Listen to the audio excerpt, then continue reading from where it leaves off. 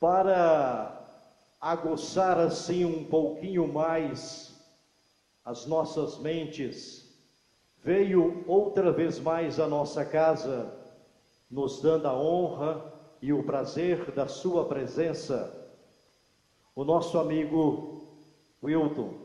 Wilton, por gentileza, ele vai trazer a sua mensagem para que nós possamos alertarmos ainda um pouco mais com referência à doutrina espírita. Esteja à vontade, que Jesus o proteja. Boa noite a todos. Falar aqui em Tupaciguara e especialmente no Amor e Caridade é um presente de Deus. É reencontrar corações queridos, pessoas que nós admiramos, estimamos e que nos fortalecem. E ao chegar aqui e olhar para tantos rostos que trazem dores, dificuldades, sofrimentos, mas sobretudo confiança, esperança, certeza de que tudo o que nós passamos tem fim, tudo. E é muito bom chegar aqui e encontrar tanta gente bonita, com tanto carinho, com tanto amor. É realmente um presente. Nós agradecemos a Deus por nos dar a possibilidade de nos reencontrarmos aqui. Nós vamos falar sobre o óbolo da viúva e depois vamos falar do nosso amado Chico. O óbolo da viúva é aquela passagem do Evangelho em que no gasofilácio, a urna de doações, no templo em Jerusalém, as pessoas faziam suas doações e naquela época, naquele local, diferente da nossa época, diferente deste local, não havia simplicidade, havia ostentação.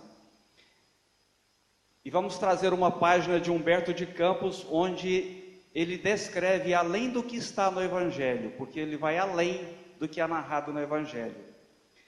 Na Assembleia Luzida do Templo de Jerusalém, os descendentes do povo escolhido exibiam generosidade que não lhes era costumeira, à frente da preciosa arca de contribuições públicas. Todos traziam algum tributo de consideração ao Santo dos Santos, cada qual mostrando a liberalidade da fé. Vestes de linho e valiosas peles, enfeites dourados e aromas indefiníveis, impunham ali deliciosas impressões aos sentidos. Os fariseus, sobretudo, demonstravam apurado zelo no culto, destacando-se pela beleza das túnicas e pelos ricos presentes ao santuário. Jesus e alguns discípulos de passagem acompanhavam as manifestações populares bem próximos ali com interesse. Judas ficou bem próximo da arca e à medida que cada um fazia sua doação, Judas anotava e se aproximava e contava para Jesus: Mestre, Jeroboão, o negociante de tapete, entregou 20 moedas de ouro. Abençoado seja Jeroboão, disse Jesus, porque conseguiu renunciar a excesso apreciável. Depois Judas fica decepcionado com a resposta de Jesus, se aproxima da arca de novo, olha e vai para Jesus contar. Zacarias, o velho perfumista, sentindo-se enfermo, e no fim dos seus dias trouxe 100 peças de ouro. Bem-aventurado seja ele, disse o Cristo, em tom significativo. Mais vale confiar a fortuna aos movimentos da fé que relegá-la a parentes ambiciosos e ingratos. Zacarias prestou incalculável benefício a ele mesmo. Judas ficou mais decepcionado, mas voltou para perto da urna, para prestar atenção em mais alguém que doava e foi para Jesus e disse: a viúva de Cã, o comerciante de cavalos, ele faleceu recentemente. Ela vendeu grande quantidade de cavalos e doou todo o dinheiro da venda. E eu sei que alguns romanos estavam pretendendo assassiná-la para tomar o dinheiro dela. Muitos recursos amontoados sem proveito provocam as sugestões do mal, disse Jesus. Judas não ficou satisfeito, voltou para perto da urna, viu mais alguém doar e foi contar para Jesus: mestre, Efraim, o levita de Cesareia, doou 200 moedas de ouro. 200. Bem-aventurado seja Efraim, falou o amigo divino sem afetação. É grande virtude saber dar, em meio de tantos avarentos que se rejubilam à mesa, esquecendo os infelizes que não dispõem de um pedaço de pão.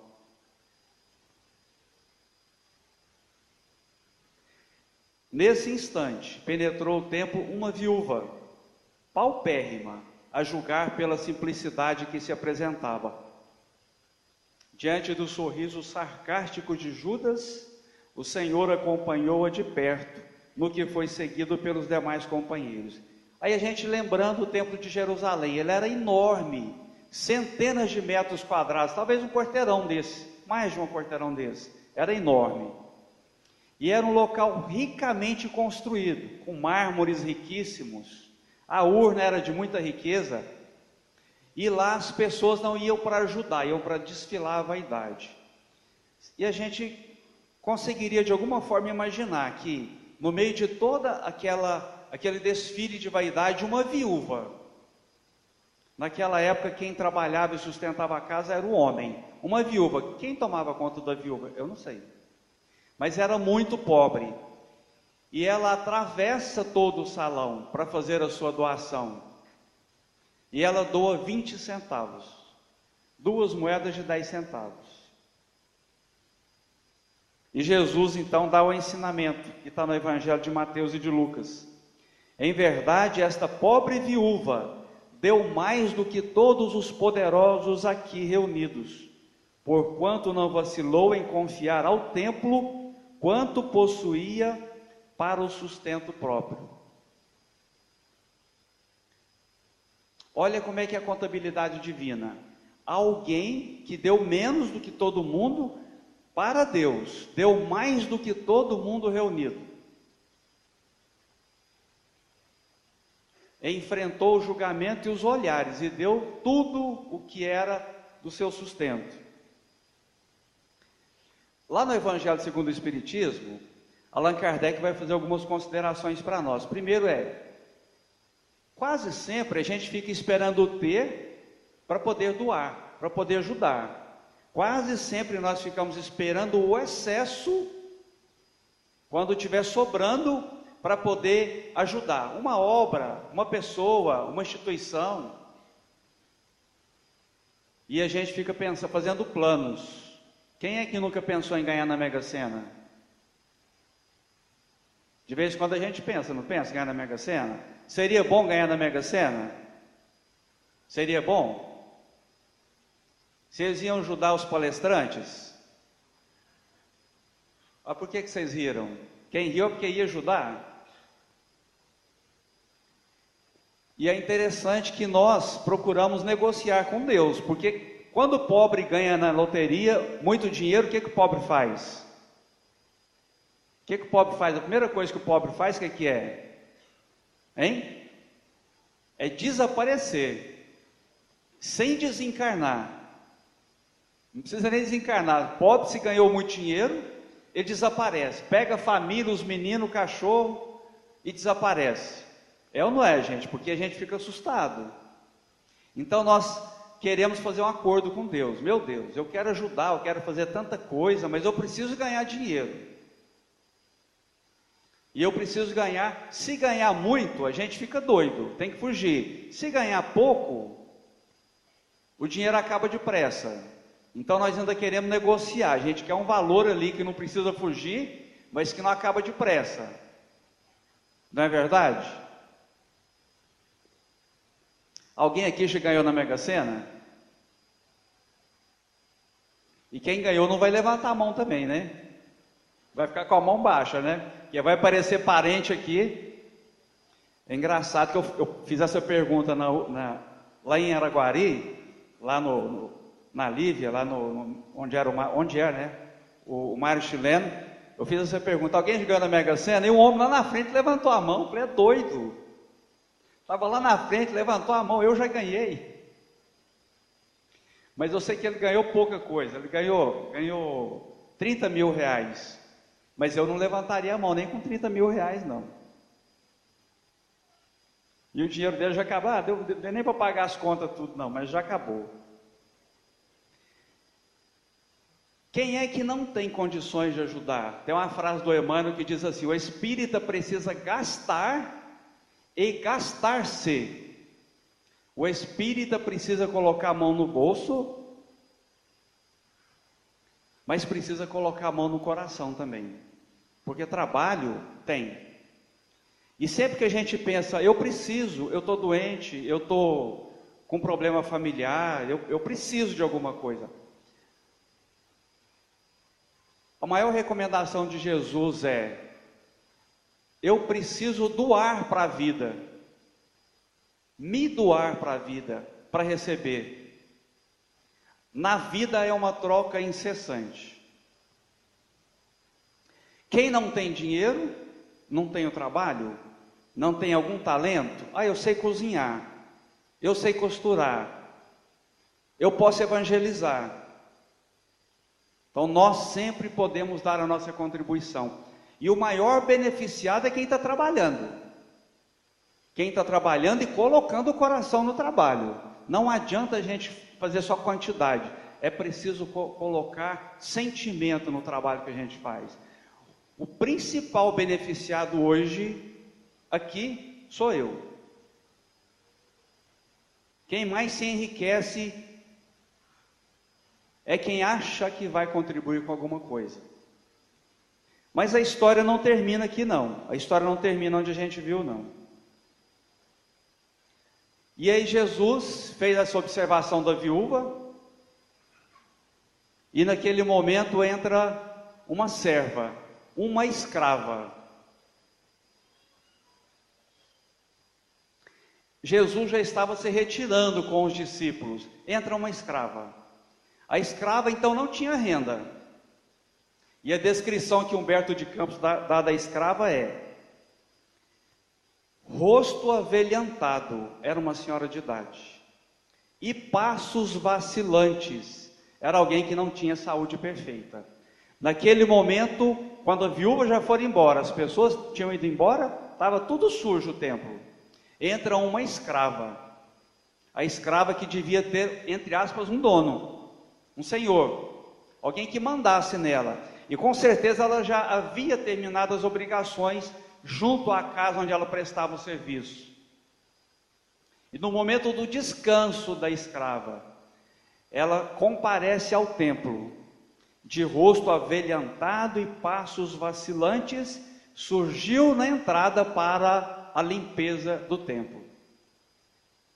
Movimenta-se em minutos rápidos, recolhe flores esmagadas, absorve panos úmidos com detritos, deixado pelos enfermos descuidados. E eu acho lindo essa referência que Humberto de Campos faz dela, porque essa deveria ser a referência, essa deveria ser a imagem de qualquer trabalhador do Cristo, de qualquer um de nós.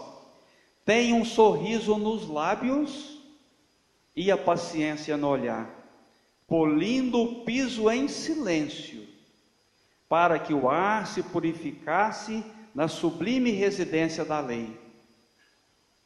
E aí Pedro pergunta para Jesus: mestre, então de todos os que doaram aqui no templo hoje, a viúva foi a que doou mais? Jesus disse: materialmente sim, realmente foi a viúva que doou mais. No entanto, para Deus, a maior benfeitora aqui não é a viúva humilde, que se desfez do pão de um dia. é aquela mulher, é aquela escrava, avelhantada, adoentada, dobrada de trabalho, frágil e macilenta, que está fornecendo à grandeza do templo o seu próprio suor.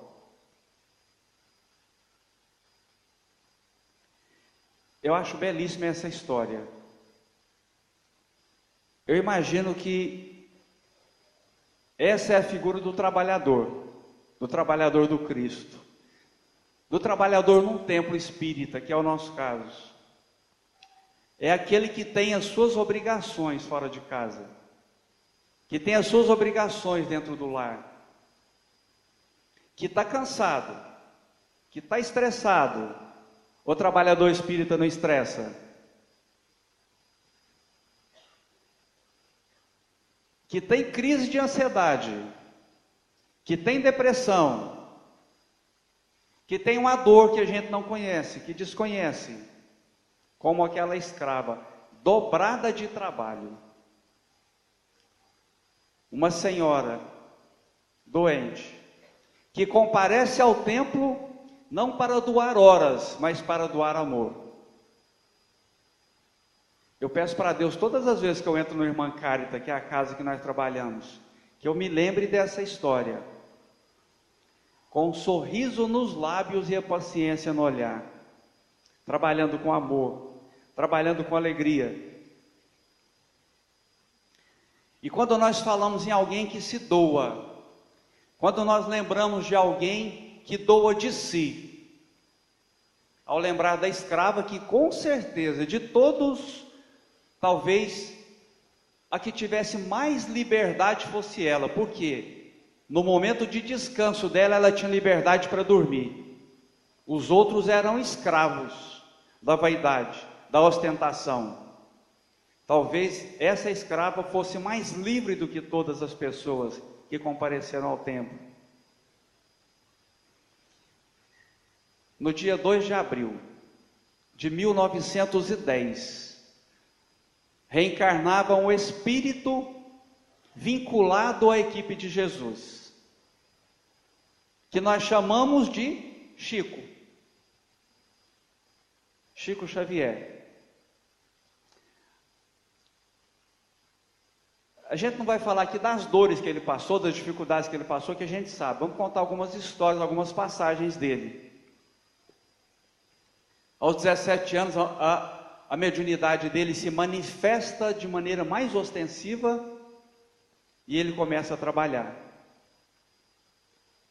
Quem já assistiu o filme vai se lembrar, e uma das passagens que mais me marca no filme chamado Chico Xavier, é quando o irmão dele, José Xavier, dá um AVC, que está descrito lá no Chico de Francisco, quando ele dá um AVC, e o pai dele, do Chico, fala: olha, o seu irmão agora está para morrer, você ajuda tanta gente, você vai lá ajudar seu irmão.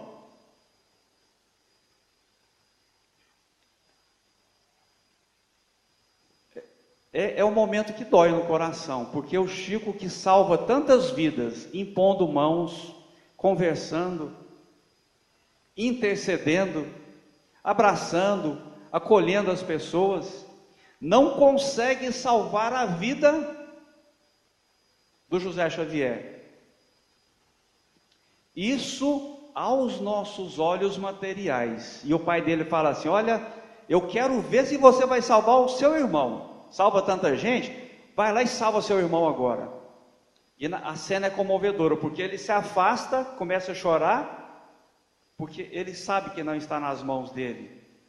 O Emmanuel chega perto dele, ele fala assim: por que tem tanto espírito lá junto do meu irmão que está acamado? O Emmanuel diz para ele: ora, Chico, você sabe, ele vai desencarnar.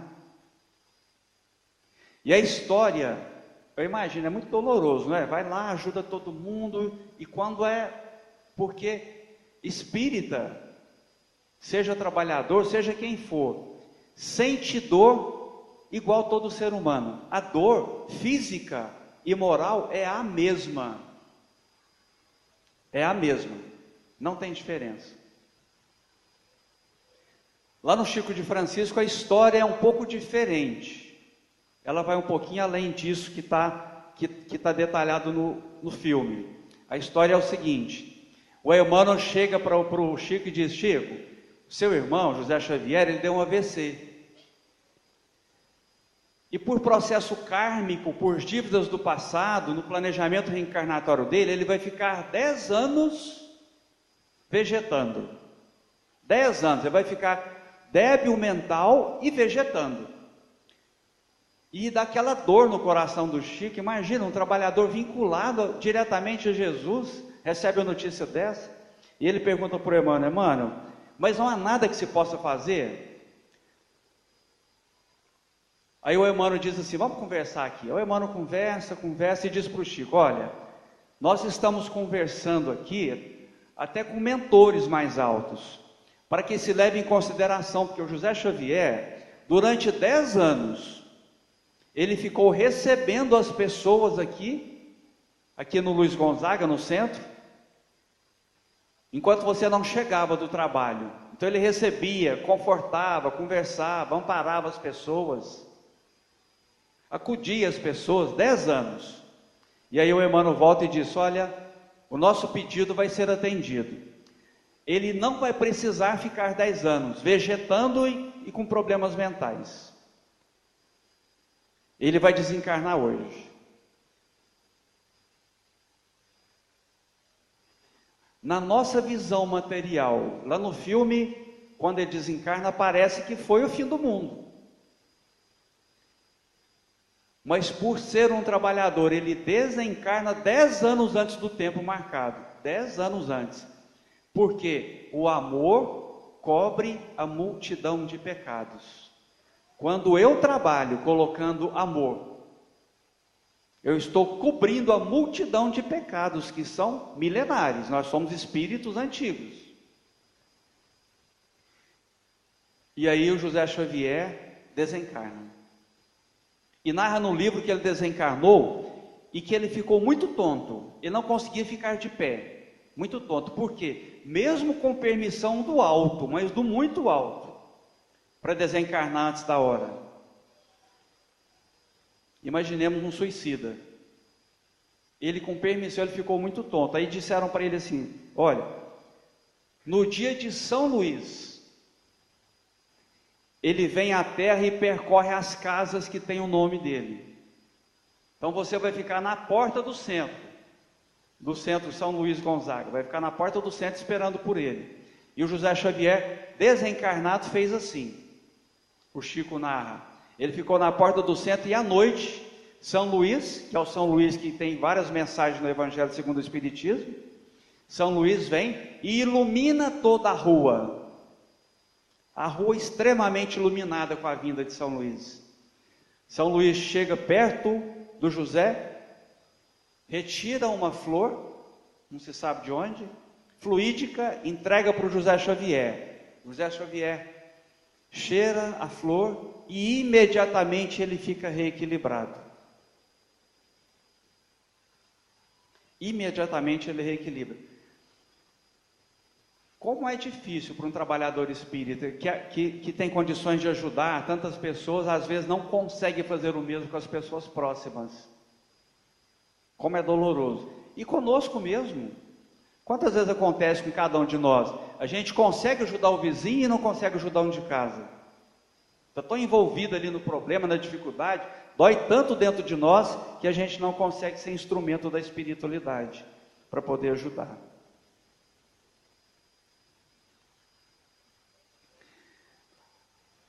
E Chico permaneceu trabalhando. O Adelino da Silveira traz algumas histórias do Chico, e uma delas, uma história belíssima, ele chama de segunda visita. Chico ia pela segunda vez em Mirassol, fica no interior de São Paulo, onde o Adelino morava. O Adelino da Silveira, que escreveu alguns livros e conviveu muito tempo com Chico. E o Adelino conta que era uma terça-feira de carnaval. Eles ficaram conversando, e como só tinha um banheiro na casa do Adelino, o Adelino morava com a dona Benedita, a mãe dele, Cada um tinha que ir lá tomar banho primeiro, quando ele terminasse, o outro e assim por diante. O Chico foi tomar banho e o Adelino ficou conversando com os amigos, também espíritas, um pequeno grupo, ali na sala. Quando ele olhou, a porta do banheiro estava aberta, e ele pensou, agora é minha vez de tomar banho. Quando ele entra no banheiro, ele abre a porta e entra, o Chico está de joelhos, com um pano secando o chão do banheiro. Olha a humildade e a grandeza desse espírito, que é um escravo.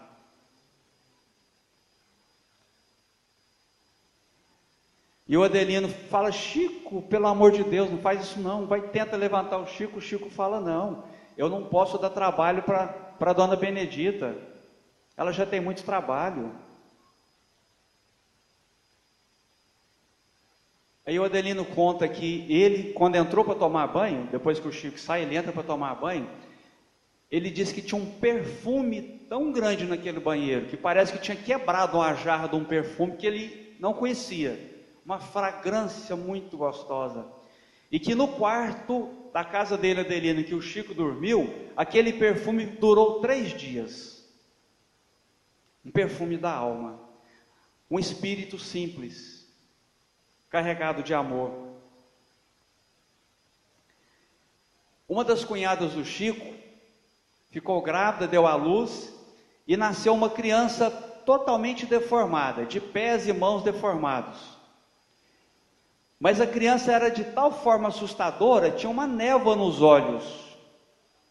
Ela era de tal forma assustadora que quando ela nasceu, a mãe ficou louca, teve que ir para o manicômio, ficar internada. E o Chico precisou tomar conta do sobrinho, era um homem, ele precisou tomar conta do sobrinho. Todos os dias ele dava banho, ele alimentava. Uma criança que assustava as pessoas, era cega, não enxergava, assustava as pessoas, um menino totalmente deformado. E o Chico precisava fazer comida, uns bolinhos com arroz, com comida, para colocar na boquinha dele e ajudar ele a engolir, porque ele não conseguia engolir sozinho. O Emmanuel disse para ele, Chico, quando ele completar determinada idade, e o pulmão dele não conseguir se desenvolver, porque o corpo é muito pequenininho, ele vai dar a pneumonia e vai desencarnar. E o Chico ficou tomando conta dele, aos 12 anos de idade, olha, 12 anos de idade, o Chico tomou conta do sobrinho. Aos 12 anos de idade, realmente, ele desenvolveu a pneumonia, e quando ele estava para desencarnar, ele olha para o Chico, e volta a enxergar, e endereça um olhar de gratidão e de reconhecimento para o Chico. Naquele olhar, tinha toda gratidão e todo reconhecimento. E o Emmanuel está junto naquela hora e diz, graças a Deus, depois de 150 anos, ele enxergou a luz. Depois de 150 anos, ele enxergou a luz. E a luz era Chico Xavier.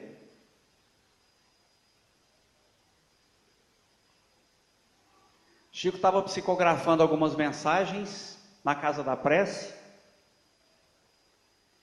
e um jovem transmitia pela sua mediunidade uma mensagem, porque a mãe desse jovem, que fora conduzida ali por amigos encarnados e amigos espirituais, como último recurso, porque ela ia se matar, ela ia suicidar, não aguentava ter perdido o filho, e o filho, sabendo disso, estava ali com autorização da espiritualidade, ele desencarnado, escrevendo uma mensagem para a mãe, e alguém chega lá e vê escrevendo, conhece a história e vai lá e fala para a mãe, e a mãe está lá sentada, desesperada, e alguém fala assim, é o seu filho que está escrevendo. A mão do Chico que corria, a gente já viu psicografia, que corria livremente, começou a ficar pesada. E o Chico falou para o Emmanuel, que estava do lado dele, Emmanuel, não estou dando conta de escrever mais não. A minha mão está pesando 100 quilos. O Emmanuel disse para ele: quando você está almoçando, o garfo pesa 100 quilos? Olha como é que era a conversa do Emmanuel com ele. Não, não pesa não, Emmanuel. Pois é. Então continue escrevendo a mensagem, porque se você não escrever a mensagem, a mãe desse jovem se mata hoje. E o Chico terminou a mensagem, pesando 100 quilos, porque a emoção da mãe desequilibrou o jovem, desequilibrou o equipamento mediúnico, mas ele terminou de escrever a mensagem. Certa feita o Chico encontrou um espírito que estava embriagado, porque a novidade para nós é, quem gosta de beber hoje, ao desencarnar, vai continuar gostando de beber. Tá? Então a novidade é essa. Quem não sabe, a novidade é essa. Um bêbado, um espírito que estava bêbado, embriagado, se aproximou do Chico e disse: Chico, eu faço parte da sua equipe. E o Chico disse: que coisa boa, meu amigo, mas que coisa mais boa, eu fico feliz de saber disso. E o bêbado disse: acho que eu estou brincando, né, Chico, mas eu estou falando a verdade. Quando alguém que é muito apegado à matéria, que não é nenhum de nós aqui, né, gente? Ninguém é apegado à matéria não, né? Alguém que é apegado à matéria, quando desencarna e não quer largar o corpo, eu tenho que entrar no túmulo e retirar ele à força. É lógico que isso não acontece, né? Eu tenho que entrar no túmulo e retirar ele à força, porque ele quer ficar colado no corpo. E o mau cheiro é tão grande, Chico, que eu preciso beber, senão não dou conta. E o Chico disse para ele: benditos sejam os seus goles, meu irmão. Você vai precisar de muitos para me tirar quando eu desencarnar.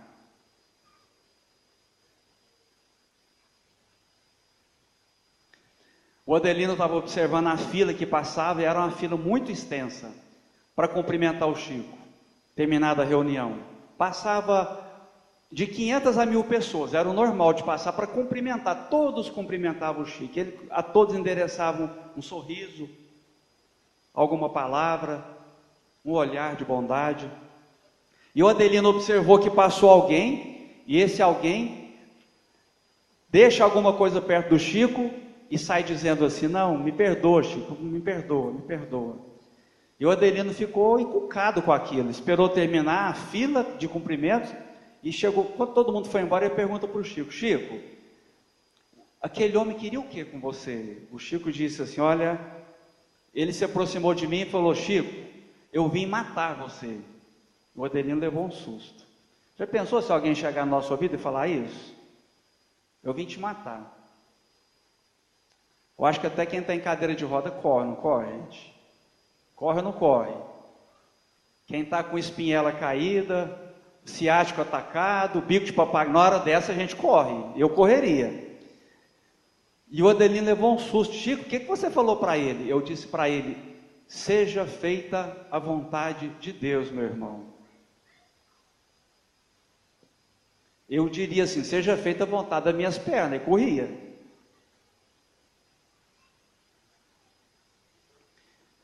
E um amigo do Adelino, em Mirassol, pergunta para o Chico, uma lição que serve para todos nós: Chico, é verdade que Mirassol é uma terra santa? O Chico disse para ele: terra santa é toda a terra que Deus nos concedeu para que nós pudéssemos viver. Terra santa é a sua cidade. Terra santa é a sua casa. Terra santa é o local que Deus nos plantou. Toda a terra é santa.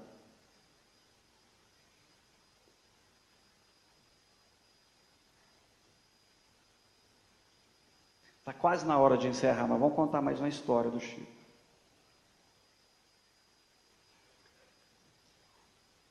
Eu não preciso de ler para contar essa história. Essas que eu vou contar agora não preciso de ler. O Chico tinha problemas no pulmão, porque teve tuberculose, no coração, porque deu 2 infartos, no olho, porque perdeu a visão.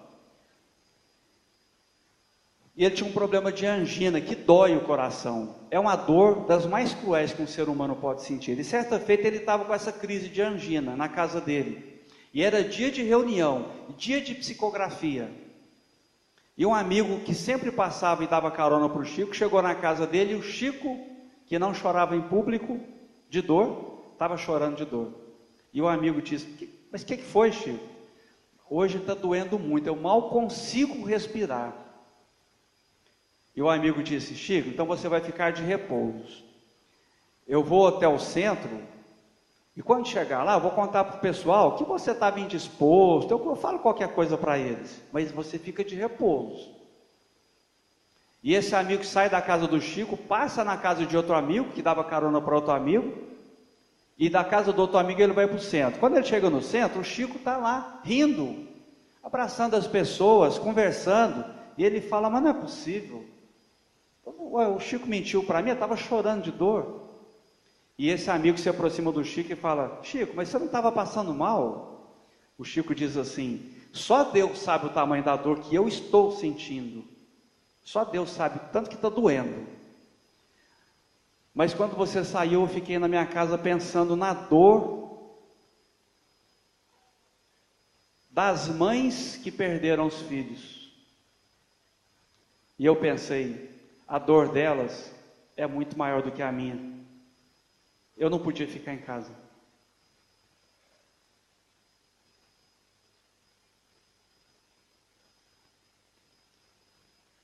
Era um sábado.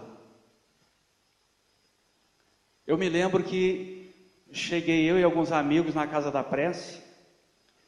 O Chico havia voltado para o centro, para as reuniões, porque o irmão havia dito para ele, se não me engano, em 1997 isso. O Emmanuel disse para ele que estava chegando o final da encarnação dele. Está chegando o final, Emmanuel? Então quero terminar trabalhando. Não quero terminar na cama, não. Porque ele ficou um bom tempo atendendo na casa dele depois da reunião. Nós nos reuníamos e depois a gente ia até a casa do Chico.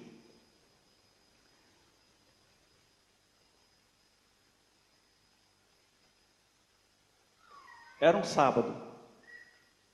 Chegamos eu, a minha esposa e alguns amigos. Sabe quando a gente acha que dá conta de abraçar o mundo, quer controlar todo mundo, a vida da família, quer controlar tudo? Eu estava nessa fase. E eu desenvolvi uma depressão. Fui ao médico, o médico receitou medicamento. Quando eu li os efeitos colaterais do medicamento, eu pensei... Primeiro eu pensei que eu dava conta de tomar conta de tudo, e não dava. Eu pensei, o que eu sinto não é tão ruim quanto o medicamento, quanto os efeitos colaterais. E um amigo nosso disse para mim, que era o presidente da casa que a gente frequentava, seu Roberto, disse assim, vamos lá no Chico? Vamos, eu topava qualquer coisa. Quem já teve ou tem depressão sabe o que é. O mundo fica sem cor, fica tudo sem graça, a comida fica sem gosto, a vida fica sem graça. É uma dor que a gente não consegue contar.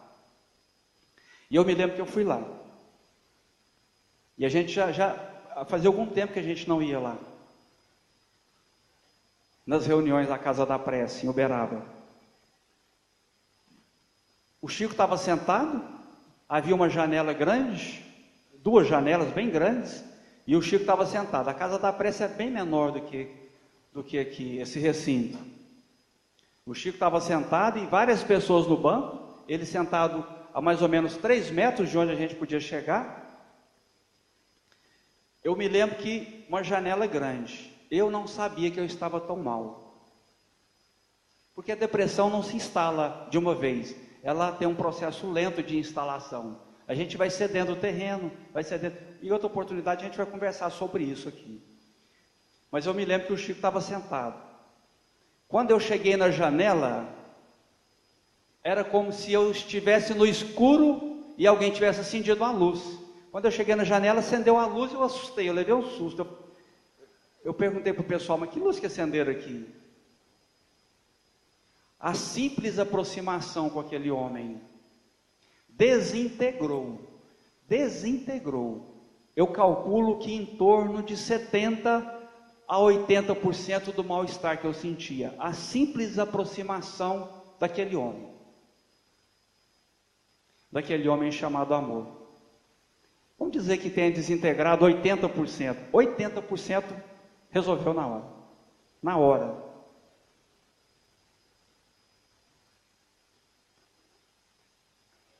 E os outros 20% eu demorei 8 meses para resolver. Um espírito com a simples aura de amor dele desintegra o nosso mal-estar instantaneamente.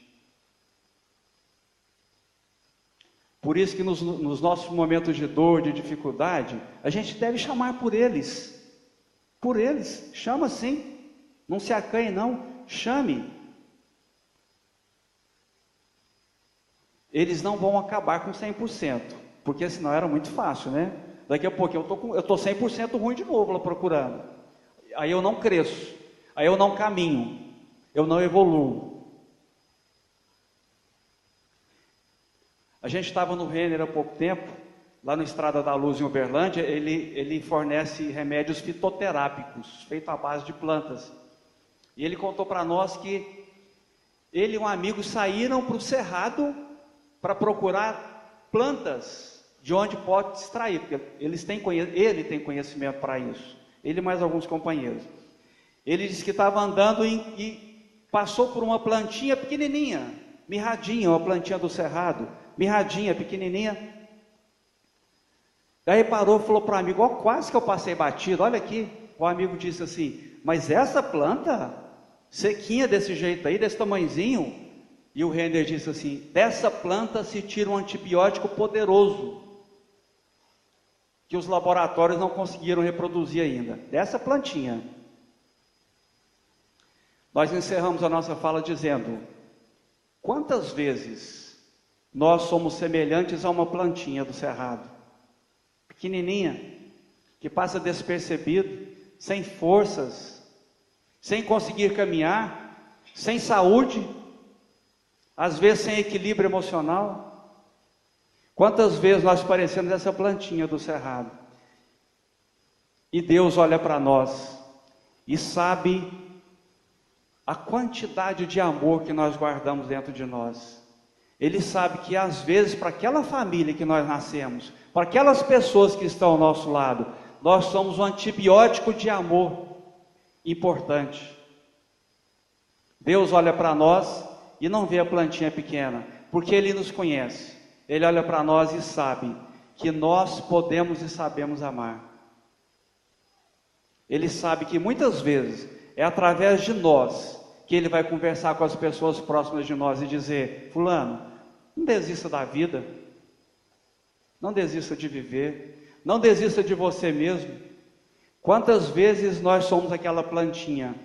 Quantas vezes nós somos aquela escrava? O recado que fica ao encerrar é isso. O maior escravo que eu conheci chama-se Chico Xavier. E ele servia com um sorriso nos lábios, a paciência no olhar e o amor no coração. E é esse amor que eu desejo para todos vocês, que o amor de Chico possa inundar esse ambiente nesse instante. Que a gente receba muito mais do que esperava nessa noite.